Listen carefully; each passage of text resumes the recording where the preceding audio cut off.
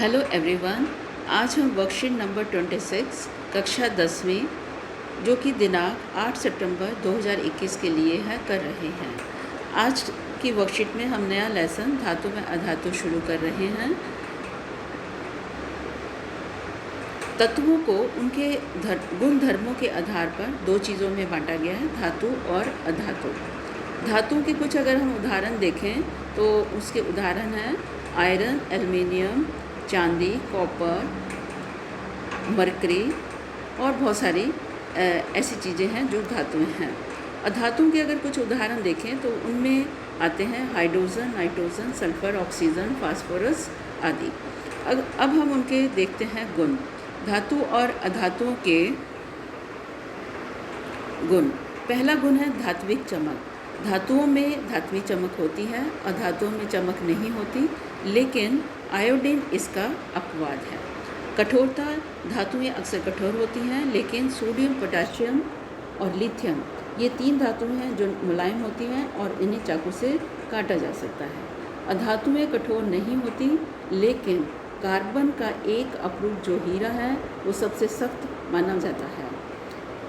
अगर हम धातुओं के रूप को देखें तो वो अक्सर रूम टेम्परेचर पर ठोस होती हैं, लेकिन मरकरी इसका एक अपवाद है जो कि द्रव अवस्था में पाई जाती है।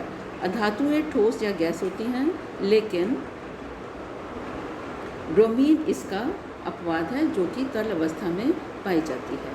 अघात वर्धिता क्या होती है? धातुओं का वह गुण जिसके कारण इनको पीटकर, किसी भी चीज़ से पीटकर चादर में बदला जा सकता है। सभी धातुओं को चादर में बदला जा सकता है, लेकिन अधातुएं जो हैं वो अघात वर्धीय नहीं होती हैं। तन्यता। धातुओं का वह गुण जिसके कारण उनकी तारें बनाई जा सकती हैं तन्यता कहलाती हैं। अधातुएं तन्य नहीं होती हैं। विद्युत व ऊष्मा के चालक। धातुएं विद्युत और ऊष्मा की चालक होती हैं, लेकिन शीशा और मरकरी इसके अपवाद हैं। सामान्यतः अधातुएं विद्युत और ऊष्मा की कुचालक होती हैं, लेकिन इसका अपवाद ग्रेफाइट है जो इसका सुचालक है। घनता।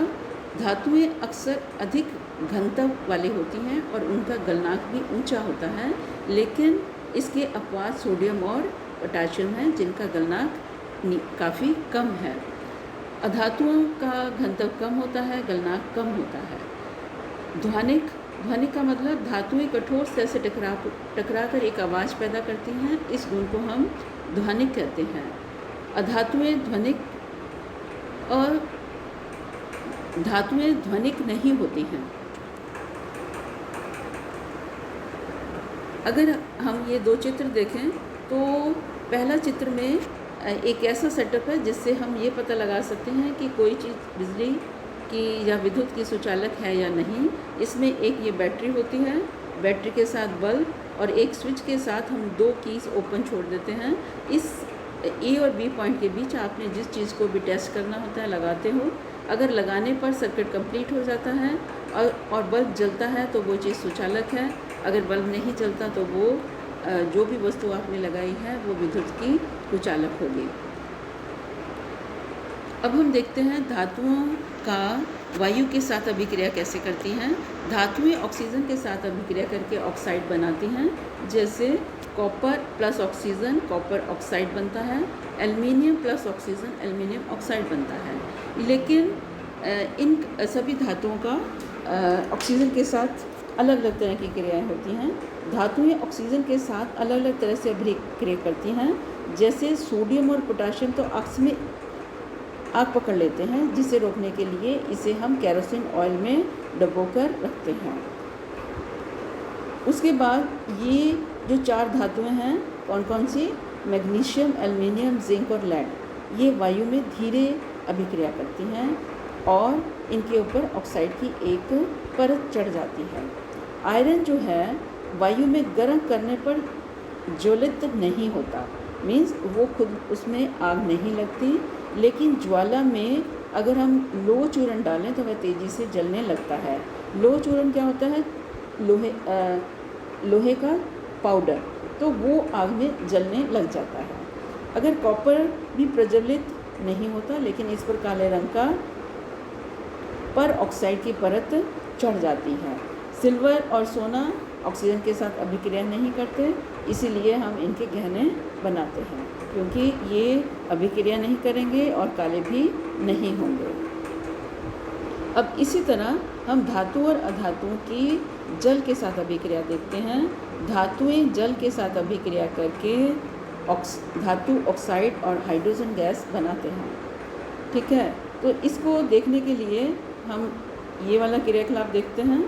इसमें ये क्वथना कली नली होती है, उसके अंदर आप अपने जिस भी धातु को लेना चाहते हैं लेंगे।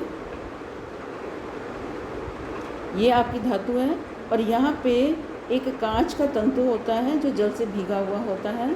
इसको हम गर्म करते हैं तो वो जो भाप है इसके ऊपर, मेटल के ऊपर जाती है, अभिक्रिया करती है और हाइड्रोजन गैस बनती है, जो यहाँ पर पानी को विस्थापित करके ऊपर हल्की होने के कारण एकत्र हो जाती है। तो इस तरह हम देख सकते हैं धातुओं पर भाप की क्रिया। धातुएं जो हैं, अगर उनका ऑक्साइड बन गया और ये जल में अधिक समय तक रहते हैं तो ये अब धातु ऑक्साइड जल के साथ अभिक्रिया करके हाइड्रोक्साइड भी बना लेते हैं। तो अब हम देखते हैं कि अलग अलग धातुएं पानी के साथ अलग अलग तरह अभिक्रिया करती हैं। जैसे सोडियम और पोटाशियम को ठंडे जल से कर लेते हैं, मैग्नीशियम गर्म जल से करता है और कैल्शियम और मैग्नीशियम जल के साथ अभिक्रिया करने पर तैरने लगते हैं, जबकि भाप के साथ एल्युमिनियम, आयरन और जिंक भाप के साथ अभिक्रिया करते हैं। और ये जो तीन हैं, ये लेड, कॉपर और गोल्ड, ये जल के साथ अभिक्रिया नहीं करते हैं। तो अगर हम जनरल देखें तो जब हम सोडियम पानी के साथ अभिक्रिया करता है तो हाइड्रोक्साइड हाइड्रोजन और ऊष्मा पैदा करता है, इसीलिए इसको पानी में नहीं रखा जाता। मैग्नीशियम पानी के साथ अभिक्रिया करके मैग्नीशियम हाइड्रोक्साइड और हाइड्रोजन गैस, एल्युमिनियम जल के साथ अभिक्रिया करके एल्युमिनियम ऑक्साइड और हाइड्रोजन गैस बनाता है। अब एक लास्ट पॉइंट है कि उभयधर्मी ऑक्साइड क्या होते हैं। वे धातु ऑक्साइड जो अम्ल और क्षार दोनों के साथ अभिक्रिया करके लवण और जल बनाते हैं, उन्हें उभयधर्मी ऑक्साइड कहते हैं। जैसे एल्युमिनियम ऑक्साइड जो है वो HCl के साथ अभिक्रिया करके एल्युमिनियम ऑक्साइड और जल बनाता है। इसी तरह ये क्षार के साथ अभिक्रिया करके aluminium, sodium aluminate plus water बनाता है। इसकी अभिक्रिया यहाँ पे दी नहीं है, हम लिख सकते हैं aluminium oxide plus sodium hydroxide बराबर है सोडियम एल्यूमिनेट प्लस वाटर। आप इसको बैलेंस कर सकते हो। एल्युमिनियम 2 है तो यहाँ पे 2 लगेगा और यहाँ पे 2 लगेगा, सोडियम हो गया और बाकी आपका ये बैलेंस हो जाता है। तो ये जो है ये आपका सोडियम एल्यूमिनेट है और ये जल है। अब हम प्रश्न देखते हैं, ऐसी धातु का नाम बताइए जो कमरे के ताप पर द्रव होती है। तो कौन सी है? मरकरी है। अघात, वर्ध्य और तन्य का अर्थ बताइए। ये हमने पहले भी कर लिया है, उसकी आप डेफिनेशन लिखेंगे। सोडियम और पोटाशियम को तेल के अंदर संग्रहित क्यों किया जाता है? क्योंकि ये पानी के साथ अभिक्रिया करके बहुत ऊष्मा पैदा करते हैं, इसलिए इन्हें तेल के अंदर रखा जाता है। उभयधर्मी ऑक्साइड क्या होते हैं? 2 उदाहरण दीजिए। तो ये दोनों उदाहरण हमने अभी किए हैं। एल्युमिनियम ऑक्साइड प्लस HCl का, जो एल्युमिनियम क्लोराइड प्लस वाटर बनाता है। इसी तरह आप एल्युमिनियम ऑक्साइड का सोडियम हाइड्रोक्साइड के साथ अभिक्रिया करके भी अभिक्रिया लिखेंगे। इसी के साथ आज की वर्कशीट ख़त्म हो जाती है। आशा करती हूँ आपको समझ आई होगी। शुक्रिया।